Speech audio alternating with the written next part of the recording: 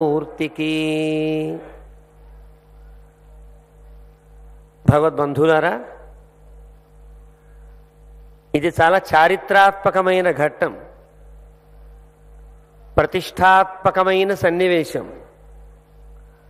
1000 ఏళ్ల చరిత్రని మళ్ళీ వెలుగులు నింపే ఒక అద్భుతమైన సన్నివేశం. భగవద్రామానుజులు అనే ఒక ఆచార్యులు వారు అవతరించి ఈ లోకానికి జ్ఞానప్రసాదాన్ని అందించి 1000 ఏళ్ళు గడిచింది. 1000 ఏళ్ళు గడిచిన వారు ఆనాడు ఏ సంప్రదాయాన్ని, ఏ ప్రపత్తి మార్గాన్ని బోధించారో, ఏ భక్తి మార్గాన్ని పరిఢవిల్ల చేశారో, ఆ భక్తి మార్గమే, ఆ సంప్రదాయ సన్మార్గమే నేటికి అనేక ముఖాలుగా మన దేశమంతా వ్యాపించి ఉంది. మన దేశంలో ఇతర ఏదో ద్వైత అనో, అద్వైత అనో, విశిష్టాద్వైత అనేటువంటి ఈ 3 తెరగుల వారందరూ కూడా ఈనాడు ఏ మార్గాన్ని అనుసరిస్తున్నారు అని అంటే ఏమాత్రం మొహమ్మాటం లేకుండా చెప్పవలసిన మాట, అందరూ భక్తి యోగాన్నే ఆచరిస్తున్నారు, అందరూ భక్తి మార్గాన్నే అనుసరిస్తున్నారు, అందరూ భక్తి ద్వారానే తరించడానికి కోరుకుంటున్నారు. ఇందులో సందేహపడని అవసరము లేదు. అలాంటి భక్తి మార్గాన్ని లోకంలో సుప్రతిష్ఠించినటువంటి మహదాచార్యులు, జగదాచార్యులు భగవద్రామానుజులు. వారు శ్రీభాష్యారంభంలో ఒక అద్భుతమైన మాట చెబుతారు. భక్తి యోగం ఎట్లా ఉండాలో, భక్తి యోగం యొక్క రూపం ఎట్లా ఉంటే అది ప్రపత్తి మార్గమై భగవదభీష్టమై సాగుతుందో చెబుతారు. అఖిల భువన జన్మస్థేమ భంగాది లీలే వినత వివిధభూతవ్రాత రక్షైక దీక్షే శృతి శిరసి విదీప్తే బ్రహ్మణి శ్రీనివాసే భవతు మమ పరస్మిన్ సేముషీ భక్తి రూప. నా బుద్ధి భక్తి రూపాపన్న జ్ఞానమై ప్రకాశించాలి. జ్ఞానం ఎట్లా ఉండాలి అని అంటే అది భక్తి రూపాపన్నము కావాలి. జ్ఞానం అనగానేమి? ఒక విషయం గురించి తెలియుట.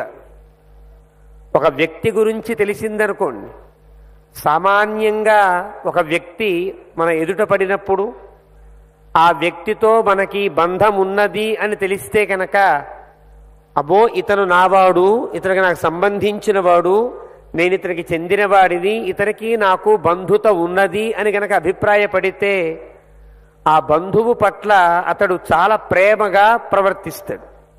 రాగానే లేస్తాడు, కూర్చోబెడతాడు, కాస్త మంచినీళ్ళు ఇస్తాడు, ఏదో కాస్త తాగడానికో తినడానికో ఏదో పెడతాడు, ప్రేమ వచనాలు పలుకుతాడు. ఎందువల్ల ఈ పని చేస్తాడంటే తనకి ఆ వ్యక్తికి ఉండే ఒక జ్ఞానం కలిగింది. ఆ వ్యక్తి యొక్క విషయంలో తనకో జ్ఞానం కలిగింది.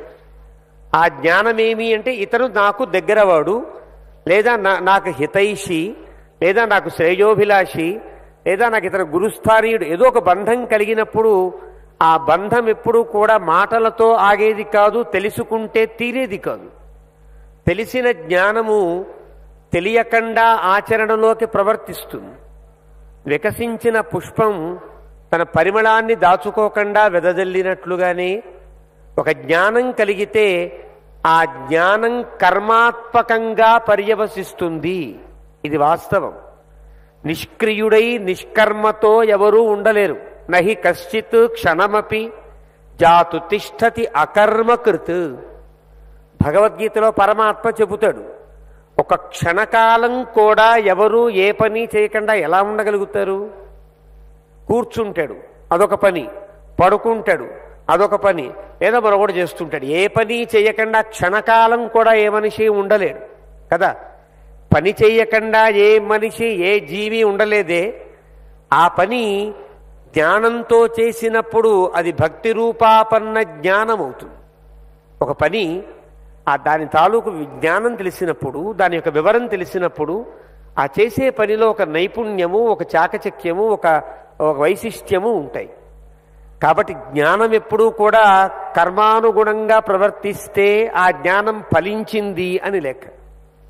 అందువల్ల క్రమంగా ఒక పద్ధతిని చెబుతూ జ్ఞానము, వైరాగ్యము, భక్తి ఇదొక క్రమాన్ని చెబుతారు. ఈ మూడు గుణాలు కూడా, ఈ మూడు పనులు కూడా, లేదా ఈ మూడు జ్ఞానములు కూడా, లేదా ఈ మూడు మార్గములు కూడా మూడు విభిన్నములుగా అనిపించిన భక్తి మార్గం వారికైనా కర్మ జ్ఞానములు సహకృతములుగా ఉండవలసినది. జ్ఞాన మార్గము వారికైనా కర్మ భక్తులు సహకృతములుగా ఉండవలసినది. కర్మ మార్గము వారికైనా భక్తి జ్ఞానములు సహకృతములుగా ఉండవలసింది. ఈ మూడు, ఈ తక్కిన రెండు సహకృతాలుగా ఉండి ప్రధానంగా సాగేది ఒక మార్గం అయితే అవచ్చుగాక. అలా భక్తి మార్గము కూడా భక్తి ప్రధానముగా ఉండి జ్ఞానకర్మలు రెండు సహకృతములుగా సాగితే ఆ జ్ఞానం ఫలవంతమవుతుంది. ఆ జ్ఞానం సక్రమమైన జ్ఞానమై భగవద్జ్ఞానం అయినప్పుడు అతని ప్రతి పని కూడా ఒక కైంకర్యమే అవుతుంది. శ్రీవచనభూషణం ఇత్యాది గ్రంథములలో చెబుతారు, ప్రతి వ్యక్తి యొక్క కర్మ ఎలా పర్యవసించాలి అని అంటే అది జ్ఞాన రూపం, అది భక్తి రూపమై లేదా భగవత్ కైంకర్య రూపమై పర్యవసించాలి.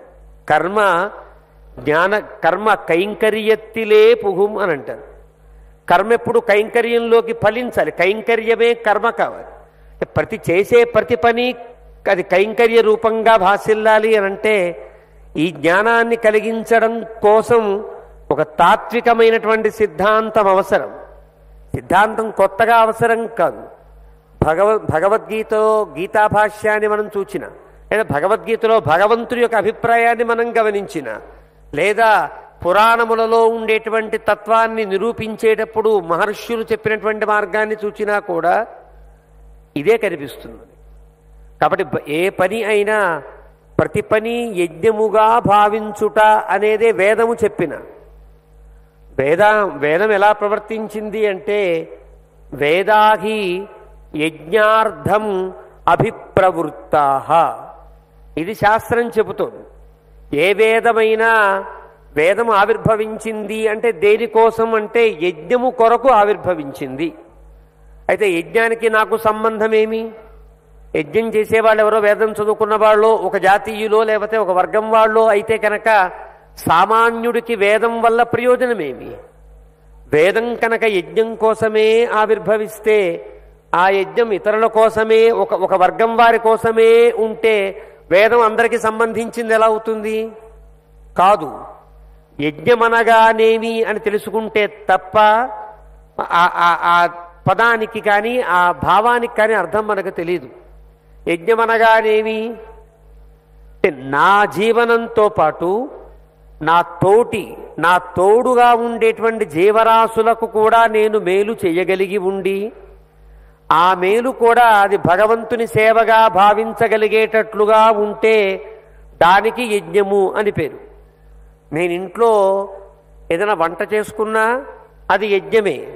నేను నా ఇల్లు శుభ్రం చేసుకున్నా అది యజ్ఞమే. నా పిల్లవాడికి ఏదైనా గార్హ్యంగా ఏదైనా పని చేసుకున్నా అది యజ్ఞమే. ఎలా అవుతుంది అంటే క్రమానుగుణంగా యజ్ఞం అవుతుంది. క్రమానుగుణంగా యజ్ఞం అంటే నా ఇంట్లో ఉండే దేవుడికి నేను చేయవలసిన ఆరాధన కోసం నా దేవుడు ఉండే ఈ గదిని శుభ్రం చేసుకొనుట అనేది ఆరాధనాంగమైన కర్మమవుతుంది.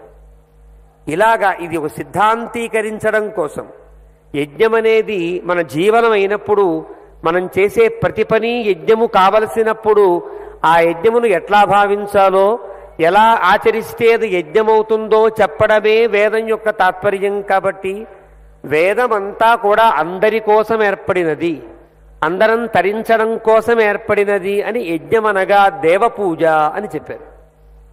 దేవపూజాయామనే ధాతువు కూడా అర్థం అదే. దేవపూజ ఎన్ని రకాలుగా ఉంటుందో మళ్ళీ సంగతి దాన కరణేషు అంటూ దానికి వివరణ ఇస్తారు తర్వాత. అంటే అర్థం మనం చేసే మన జీవనం కూడా ఒక యజ్ఞమయంగా ఎలా భాసిల్లుతుంది అంటే మనం చేసే ప్రతి పని కూడా పరోపకార బుద్ధితో ఉపచార బుద్ధితో సాగితే అంటే భగవంతునికి అది ఉపచారము, పరస్య ఉపచార పరోపచార అంటే భగవంతునికి సంబంధించిన ఉపచారము అని బుద్ధి ఉండాలి. పరోపకారము, పరేషాం ఉపకార లేదా పరేభ్య ఉపకార, పరోపకార. అంటే భగవంతునికి అది ఆరాధనాత్మకం కావాలి, తోడి వాళ్ళకి అది సహకృతం సహకారం కావాలి, అప్పుడు అది యజ్ఞము అని పిలువబడుతుంది. అలాంటి యజ్ఞమే మానవ జీవనం అవుతుంది. అలాంటి యజ్ఞమయంగా జీవనాన్ని నడపడం కోసం ఒక వ్యక్తి యొక్క జీవనాన్ని యజ్ఞమయం చేయడం కోసం అవతరించిన ఒక అద్భుత మార్గమే భక్తి మార్గం. ఆ భక్తి మార్గాన్ని ప్రపంచించినటువంటి మహనీయులు, పురాణాదులు, మహర్షులు ప్రపంచించిన, వేదము ప్రపంచించినా కూడా దాన్ని క్రమబద్ధం చేసి జీవన విధానంలోకి తీసుకుని వచ్చి, వివేకానందులు అంటారు, ఇతర వేదాంతముల కంటే భగవద్రామానుజుల వేదాంతము అనుష్ఠాన వేదాంతము అని అంటారు. అనుష్ఠాన వేదాంతం అంటే ఆచరణాత్మకమైన వేదాంతం. వేదాంతం ఎక్కడో జ్ఞానం కోసం ఇద్దరు మాట్లాడుకుంటూ ఇది వేదాంతం అని ఆత్మానందాన్ని పొందవలసినది కాదు. వారి జీవనము ఆచరణలోకి వేదాంతము రాగలిగితే అది అనుష్ఠాన వేదాంతం అవుతుంది. అలాంటి అనుష్ఠాన వేదాంతాన్ని లోకానికి అనుగ్రహించిన మహనీయులు భగవద్రామానుజులు. అందుకనే ఆచార్యత్రయంలో ఈ ముగ్గురిలో ఒక మధ్య మణిపూసగా విరాజిల్లుతున్నారు. ఆదిశంకరులు, ఆ తరువాత భగవద్రామానుజులు, తర్వాత మధ్వాచార్యుల వారు. వీరి ముగ్గురు మన భారతదేశానికి ఉండేటువంటి గురుత్రయం, ఆచార్యత్రయం. వీరిలో ఎవరో ఒకరి మార్గాన్ని అనుసరించడమే ప్రతి భారతీయుని కర్తవ్యం. ఈ మూడు మార్గములు కూడా మళ్ళీ భగవంతుని యొక్క సన్నిధికి చేర్చడానికి ఏర్పడిన మార్గములే కాబట్టి ఆ మార్గములలో చండాలాది ధరాసురాంతమఖిలం సంస్కారతః పీపవన్ అని అంటారు భగవద్రామానుజుల గురించి. అంటే సాధారణంగా చాలా తక్కువ వాడండి, వాడికి జ్ఞానము కూడా అందే అవకాశము లేదనుకునే వాడి దగ్గర నుంచి ధరాసురాంతం అఖిలం, ధరాసురులుగా పిలవబడే బ్రాహ్మణోత్తముల వరకు కూడా, అంటే సామాన్యుడి దగ్గర నుంచి చాలా గొప్పవాడి వరకు కూడా సంస్కారతః పీపవన్, ఒక సంస్కార రూపముగా వీళ్ళందరినీ పవిత్రం చేసినటువంటి వారు భగవద్రామానుజులు. అందుకనే మతజాతి కులభేద మతిగమ్య మనురాజ మాబాల గోపాలముపదిదేశ. ఈ మంత్రరాజాన్ని ఒకరి కోసం కాదు, అందరూ తరించడానికి వీలుగా ఉపాసనను కూడా సరళీకృతం చేసి అందించిన మహనీయులు భగవద్రామానుజులు. అలాంటి వారి గురించి ఒక 1000 ఏళ్ల తర్వాత మళ్ళీ వారి గురించి మాట్లాడుకోవడానికి ఒక అద్భుతమైన సందర్భాన్ని కలిగించిన సన్నివేశం ఈ సమతామూర్తి స్ఫూర్తి కేంద్రం. సమత అంటే అర్థం అందరము సమానము అనే భావాన్ని రేకెత్తించడం. అందరము సమానము ఎలా అవుతాము అనేది కూడా తెలియాలి కదా. అందరం సమానం ఎలా అవుతాం? ఒకరు ఎర్రగా ఉండేవారు, ఒకరు నల్లగా ఉండేవారు సమానులు అవుతారా? చాలా పెద్దవారు చిన్నవారు సమానులు అవుతారా? లేదా ఒక ఔద్యోగికంగా కానీ వ్యాపారపరంగా కానీ ఒకటి చేసేవారు ఇంకోటి చేసేవారు సమానం అవుతారా? దేనిలో సమానత్వం? సమానత్వాన్ని భావించవలసిన తీరు ఏది? సమానత్వాన్ని సాధించవలసినటువంటి తీరు ఏది తెలుసుకోవడమే సమతామూర్తి యొక్క స్ఫూర్తి. ఎక్కడ మనం బంధువులం అవుతాం? మనకి ఒక బంధుత్వం ఉన్నది.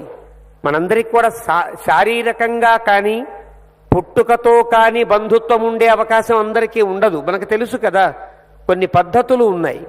వర్ణాశ్రమ ధర్మములు అని మన భారతీయతలో అద్భుతమైనటువంటి వ్యవస్థ అది. ఈనాడు కొంత తప్పుగా పరిగణించవలసి వస్తే పరిగణించే వాళ్ళు ఉంటే కనుక వాళ్ళని ఏం చేయలేం. కానీ చతురాశ్రమ వ్యవస్థ, చతుర్వర్ణ వ్యవస్థ, చాతుర్వర్ణ్య వ్యవస్థ, ఈ రెండూ కూడా భారతదేశమునకు సనాతన ధర్మానికి సంస్కృతి సంప్రదాయాలకి ఆలవాలములైన ఒక అద్భుతమైన మార్గములవి. అవి ఎందుకు ఏర్పడ్డాయో తెలియకపోతే వాటి వల్ల ప్రయోజనమేమో తెలియదు మనకి. ఏదైనా సరే ఈ సమయం కాదు, కొన్ని శతాబ్దాలు మనం ముందుకు వెళ్ళినా, మరొక 1000 ఏళ్ళు ముందుకు వెళ్ళినా కూడా 4 జాతులు అయితే తప్పనిసరిగా ఉంటాయి. ఏమా జాతులు? బ్రాహ్మణ, క్షత్రియ, వైశ్య, శూద్ర. ఇవి ఉంటాయా? ఇవి ఉంటాయి. ఈ పేర్లతో ఉండవు. ఈ గుణములతో ఉంటాయి. బ్రాహ్మణ అనేది ఏ జాతి, క్షత్రియ అనేది ఏ జాతి, వైశ్య అనేది ఏ జాతి, శూద్ర అనేది ఏ జాతి. అవి ఎందుకు ఏర్పడ్డాయో మూలములు తెలుసుకోకపోతే కనుక కులములో లేకపోతే వర్ణములో అనుకునే ప్రమాదం ఉన్నది. ఇక్కడ నుండి 10 ఏళ్ళు ముందుకు వెళదాం అనుకోండి, అప్పుడు కూడా ఈ 4 ఉంటాయి. ఈ 4 వర్గములు లేకపోతే పరిపాలన సాగదు. మేధావి వర్గం ఒకటి ఉంటుంది. ఈనాడు ఉండే ఐఏఎస్లు కానీ అలాంటి విద్యావేత్తలు కానీ ఒక వర్గము అని పిలువబడతారు కదా. ఐఏఎస్లుగా బుద్ధితో ఆలోచించి ప్రజా పరిపాలనాన్ని బాగా తగినటువంటి ఒక వ్యవస్థ ఉంటుందే, దానికి మేధావి వర్గము అని పేరు. తర్వాత పరిపాలించే ఒక వ్యవస్థ ఉంటుందే, దానికి పాలక వర్గము అని పేరు.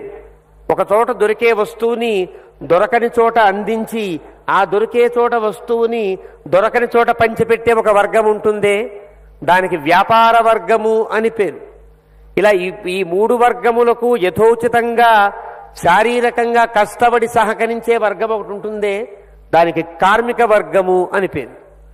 కార్మిక వర్గము లేకుండా వ్యాపారము సాగదు. వ్యాపార వర్గము లేకుండా పరిపాలన వర్గం ఏం చేయలేదు. పరిపాలన బాగా సాగాలి అంటే ఈ 3ంటిని క్రమమైన పద్ధతిలో పెట్టే మేధావి వర్గం కావాలి. మేధావి కావాలి, పరిపాలకుడు కావాలి, వ్యాపారి కావాలి, కార్మికుడు కావాలి. ఇప్పుడు మనం పెట్టుకుంటున్న పేర్లు ఇవి. ఈ పేర్లే ఆనాటి కాలం కాదు, వాటికి మౌలికమైన పేర్లు బ్రాహ్మణ, మేధావి వర్గమని, క్షత్రియ, పాలక వర్గమని, వ్యాపార వర్గమేమో వైశ్యవర్గమని, కార్మిక వర్గమేమో శూద్రవర్గము ఆనాడు పిలువబడేది. ఇప్పుడు ఉంది, తర్వాత ఉంటుంది, ఎప్పటికీ ఉంటుంది. ఈ వ్యవస్థ లేనిదే సమాజం నడవదు. అందువల్లే సమాజం అనే పురుషుడికి 4 భాగాలుగా చెప్పి వేదము ఈ 4 భాగాలు ఉంటేనే మనిషి కదా అని చెప్తుంది. బ్రాహ్మణోస్య ముఖమాసీత్ బాహూరాజన్య కృత ఊరు తదస్య యద్వైశ్య పద్భ్యాగుం శూద్రో అజాయత. దీన్ని తప్పుగా చెప్పిన వాళ్ళు ఉన్నారు. వేదం మాత యొక్క హృదయాన్ని కనుక్కోకుండా చెప్పిన వాళ్ళు చాలామంది ఉన్నారు. కానీ అది పద్ధతి కాదు. వేదభాష్యాన్ని అనుసరించి గనక చూస్తే, వేదం యొక్క హృదయాన్ని గనక గమనిస్తే సమాజం అనే మూర్తికి ఈ 4 భాగాలు. ఇందులో ఏ భాగం తీసినా సమాజం పరిపూర్ణం కాదు. సమాజం అనే పురుషుడు, సమాజం పురుషుడికి ఈ 4 భాగాలు ఉంటాయి. ఇది చాతుర్వర్ణ్య వ్యవస్థ అంటే అర్థం. చిన్నగా మార్పులు చేర్పులు ఉండవచ్చునేమో కానీ ఈ వ్యవస్థ ఉంటుంది. చతురాశ్రమం వ్యవస్థ అనేది కూడా ఉంటుంది. బాల్యము, బ్రహ్మచర్యము, గార్హస్థ్యము, వానప్రస్థము, సన్యాసము, ఈ 4 ఉంటాయి. ఎప్పటికీ ఉంటాయి 4. అధ్యయనము చేసే కాలమంతా బ్రహ్మచర్యం, గార్హస్థ్యాన్ని స్వీకరించి కుటుంబాన్ని పోషించే కాలమంతా గార్హస్థ్యమని, తర్వాత వాళ్ళకి సూచనలు ఇస్తూ భవిష్యత్తుని వాళ్ళకి తీర్చిదిద్దే సమయమంతా వానప్రస్థమని, అన్నింటి మీద ఒక రకమైన వైరాగ్యం కలిగి భగవచ్చింతనతో ఉండం సన్యాసం. ఇది కూడా ఇప్పుడు ఉండేవే. కాబట్టి చతురాశ్రమ వ్యవస్థ, చాతుర్వర్ణ్య వ్యవస్థ ఇవి ఎప్పుడూ ఉంటాయి. వీటిలో హెచ్చుతగ్గులు ఎప్పుడూ సాగుతేనే ప్రపంచం నడుస్తుంది. మరి సమత అనే దేనిలో ఏర్పడాలి. సమత ఎక్కడ సాధించాలని వేదం చెప్పింది. భగవద్ రామానుజులు ఏం చెబుతున్నారంటే, మనకి ప్రాకృతికంగా జన్మపరంగా ఏర్పడినటువంటి వాటిలో కాదు, జీవపరంగా మనమంతా కూడా ఒకే ఆత్మస్వరూపులం కదా. ఈ ఆత్మలన్నింటికి ఇచ్చిద చిన్నాధ విశిష్ట తత్వ సుషమా జీవాతవే సేతవే. భగవంతునికి సంబంధించినటువంటి ఈ జీవాత్మలన్నీ కూడా మనం జీవులుగా పిలవబడేటువంటి మనుషులైనా, తిరియక్కులైనా, దేవతలైనా, జలచరాదులైనా, స్థావరాలైనా కూడా భగవంతునికి చెందిన సంతానము. భగవంతుని సంతతిగా బంధువులం మనమంతా. ఆ బంధము నిండినదే భవ్యమైన జగమంతా అంటారు. కాబట్టి ఏది బంధుత్వం మనకేనంటే, ఈ లోపల ఈ ప్రపంచంలో ఉండే ప్రతి జీవి భగవంతుని సంతానమైనప్పుడు ఒకే భగవంతునికి సంతానమైన మనమంతా కూడా సహోదరులం. మనమంతా కూడా భావనతో భగవద్బాంధవ్యంతో మనమంతా బంధువులము. కాబట్టి భగవంతుని సమక్షంలో మనలో తారతమ్యములు ఉండనవసరము లేదు. మనల్ని తరింపచేయడంలో కూడా భగవంతునికి ఎలాంటి వీడిని కరుణించాలి, వీడిని కరుణించకూడదు, వీడికే మోక్షాన్ని ఇవ్వాలి అనే అభిప్రాయం భగవంతుని పట్ల లేదు. ఇదంతా రామాయణం చూచినా భగవద్గీత చూచినా తెలుస్తుంది మనకి. స్త్రియో వైశ్యా తథా శూద్రా తేపి యాంతి పరాంగతిం. కాబట్టి భగవంతుని దృష్టిలో, భగవంతుని సంతతిలో, భగవంతుని సృష్టిలో మనమంతా కూడా సమానమైనటువంటి జీవ లోకం కాబట్టి, జీవ జగత్తులం కాబట్టి మనమంతా భగవంతుని సన్నిధిలో మనమంతా కూడా ఒకే సమానమైనటువంటి వ్యక్తులము. ఇది చెప్పడం కేవలం ఉపన్యాసంగా చెప్పడం కాకుండా ఒక జీవనాన్ని, ఒక ఉజ్జీవన మార్గాన్ని ఏర్పాటు చేసి ఆ జీవనంలో ఎలా ప్రవర్తించాలో నేర్పిన గొప్ప సంప్రదాయం భగవద్రామానుజ సంప్రదాయం. కాబట్టి భగవద్రామానుజ సంప్రదాయంలో ఈ భగవద్రామానుజీయులైనటువంటి వారంతా కూడా ఆరాధించే వాళ్ళల్లో భగవంతుడు ఎంత గొప్పగా పిలువబడుతున్నాడో రకరకాల కులములకు చెందిన మహానుభావులు కూడా అలాగే ఆరాధించబడుతున్నారు. ఆళ్వారులలో అందరూ బ్రాహ్మణులు కారు, అలానే క్షత్రియులు మాత్రమే కారు, అన్ని రకముల వర్ణములలో ఉండే మహనీయులు కూడా ఈనాడు ఆరాధించబడుతున్నారు ఈ సంప్రదాయస్తుల చేత. వారందరికీ ఆరాధన చేస్తే తప్ప, వారికి నివేదన చేస్తే తప్ప ప్రసాదాన్ని స్వీకరించకూడదన్నంత ఒక అద్భుతమైనటువంటి భావన అందరిలో కలిగేటట్లుగా ఒక మార్గాన్ని ప్రవర్తించిన సమతామూర్తి భగవద్రామానుజుడు. కాబట్టి ఆయన సమతామూర్తి అన్న కారణానికి అనేక రకాల కారణాలు. సమత అంటే వేదములలో ఉండేటువంటి చాలా భావాలున్నాయి. వేదములో ఒకచోట భగవంతుని కంటే భిన్నమైనది ఏదీ లేదు, సర్వం కల్విదం బ్రహ్మ అని ఉంటుందనుకోండి. ఒకచోట అద్వైతమే చెప్పే కొన్ని మంత్రములు ఉంటాయి, కొన్ని ఉపనిషద్వాక్యములు ఉంటాయి, కొన్ని చోట్ల ద్వైత భావననే చెప్పే కొన్ని ఉపనిషద్వాక్యములు ఉంటాయి. వీటిని భేదశ్రుతులు, అభేదశ్రుతులు అని అంటారు. భేదశ్రుతులు అంటే భగవంతునికి జీవునికి భేదాన్ని చెప్పేవి ఉంటాయి.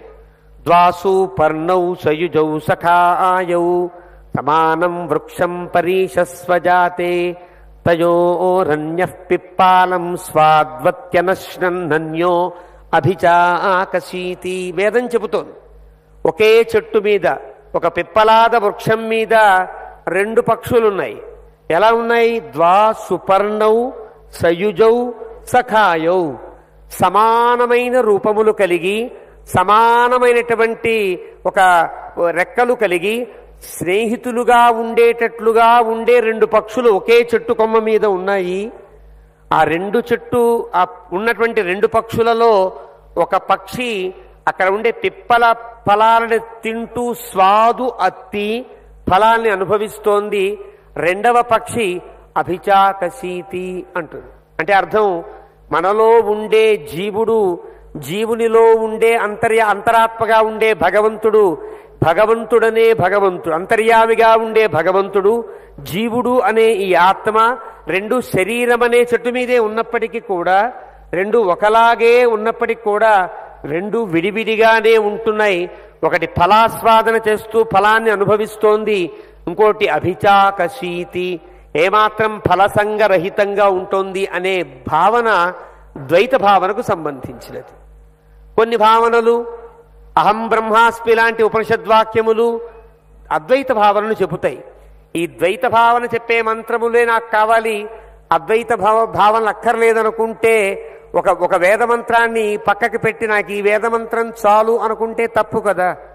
వేదమంతా ప్రమాణమైనప్పుడు వేదంలో చెప్పిన మంత్రములన్నీ కూడా సాధువులే అవుతాయి. అలాంటి భేదశ్రుతులకు అభేదశ్రుతులకు ఘటకశ్రుతులని, ఆ రెంటిని సమన్వయపరిచేటువంటి అద్భుతమైనటువంటి శృతివాక్యములను తెలిపి ఆ రెంటికి, ఈ మూడింటికి సమతను ప్రబోధించిన మూర్తి కాబట్టి సమతామూర్తి భగవద్రామానుజుడు. ఇదొకటి. భగవంతునికే సమహ అని పేరు. సమహ అని మనకి విష్ణు సహస్రనామ స్తోత్రంలో కూడా 63వ నామం అనుకుంటా. సమాత్మ సంమిత సమహ. సమహ అంటే భగవంతుడు అని అర్థం. సమహ అనే పదానికి భగవద్గుణ దర్పణంలో పరాశర భట్టారు వారు చెప్తారు, తేషు అపి పరిచిత పరిచిత మంద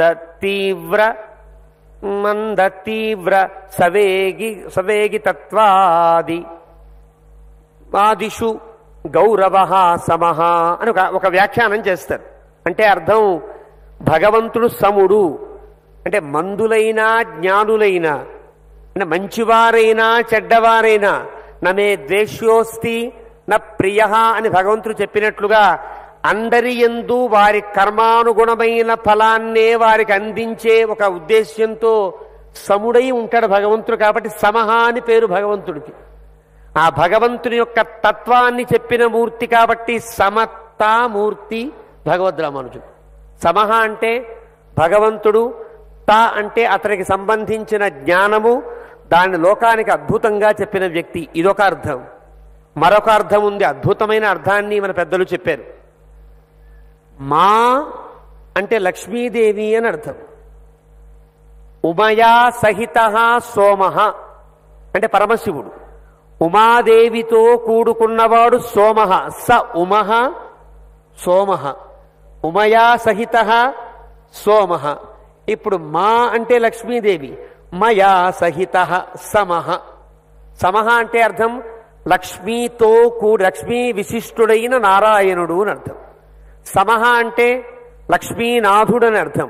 లక్ష్మీనాథుని యొక్క తత్వము సమతా తత్వం అవుతుంది. అలాంటి సమతా తత్వాన్ని ప్రబోధించిన అద్భుతమైనటువంటి ఆచార్యులు భగవద్ రామానుజులు. కాబట్టే మన ఈనాడు మనకి కనిపించే భగవద్ రామానుజులు మన 1000 ఏళ్ల తర్వాత పుడతారేమో, కానీ ఆ 1000 ఏళ్ల తర్వాత మళ్ళీ భగవద్ రామానుజులు మన మధ్య అవతరించి ఉన్నారు, మనతో మాట్లాడుతున్నారు.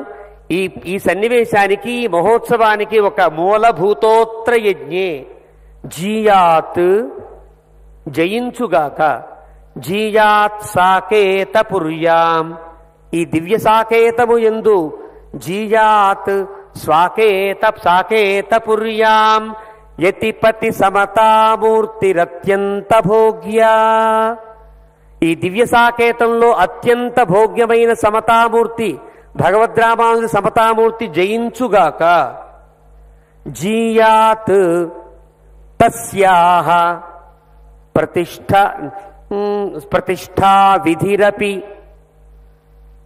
ప్రతిష్ఠా విధిరపి నిగమానుక్రమేణ అనవద్యః జీయాత్. ఆ మూర్తిని ప్రతిష్ఠించడానికి ఇక్కడ ఏర్పడిన వ్యవస్థ, ఆగమానుగుణమైన ఒక కార్యక్రమం, సమతా యాగం, సమతా ఆరాధన, ఇన్ని సహస్రకుండాత్మకంగా జరిగేటువంటి ఒక అద్భుతమైన యజ్ఞం, ఇదంతా కూడా జీయాత్ జయించుగాక.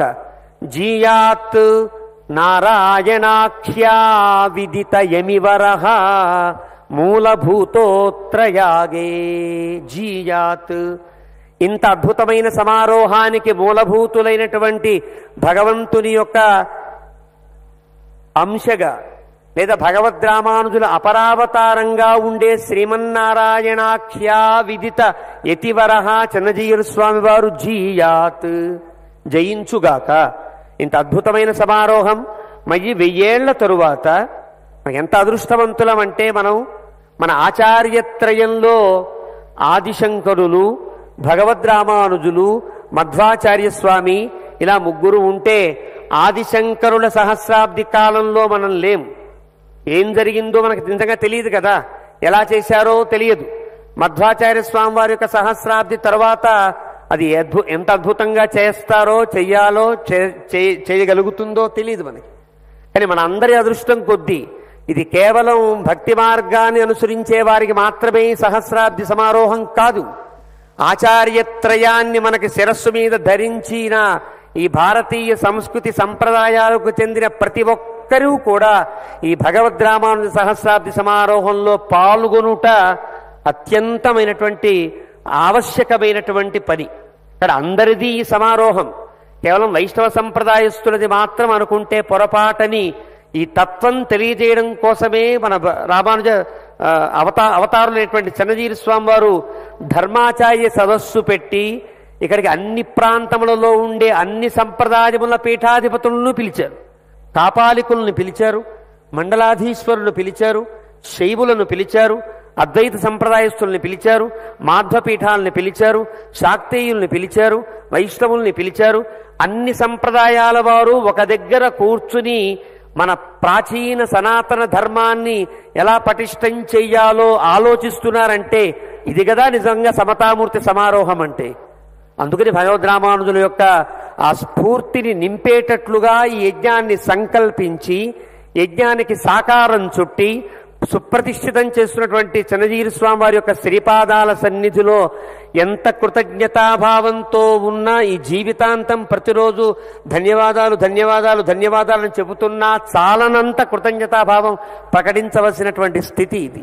అంత అద్భుతమైనటువంటి సమారోహాన్ని అందించి ఈ సమారోహంలో పాల్గొనేటువంటి భాగ్యాన్ని మనకు కలిగించి ఈ సమారోహంలో ఈ రకమైనటువంటి వాచిక సేవను చేసుకునే భాగ్యాన్ని నాకు కలిగించినటువంటి శ్రీ శ్రీ శ్రీ పరమహంస పరివ్రాజకులు భగవద్రామానుజుల అపరావతారులు అయినటువంటి చిన్నజీవి స్వామి వారి యొక్క శ్రీపాదాల సన్నిధిలో ప్రణమిల్లుతూ నాకు ఈ అవకాశాన్ని ఇచ్చిన పెద్దలందరి యొక్క శ్రీపాదాల సన్నిధిలో ప్రణమిల్లుతూ జై శ్రీమన్నారాయణ, జై శ్రీరామ్.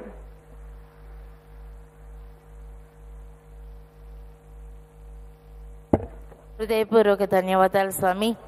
ఈ మంగళాశాసన పూర్వక సందేశం కోసమని దేవరవారిని పలుమార్లు ప్రార్థించడం జరిగింది.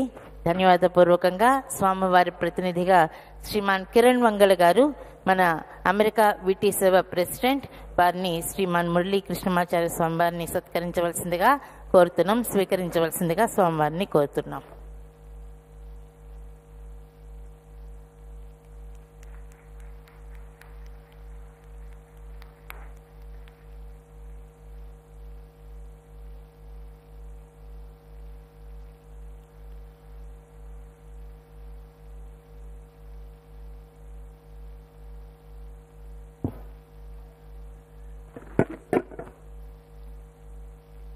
భగవంతుని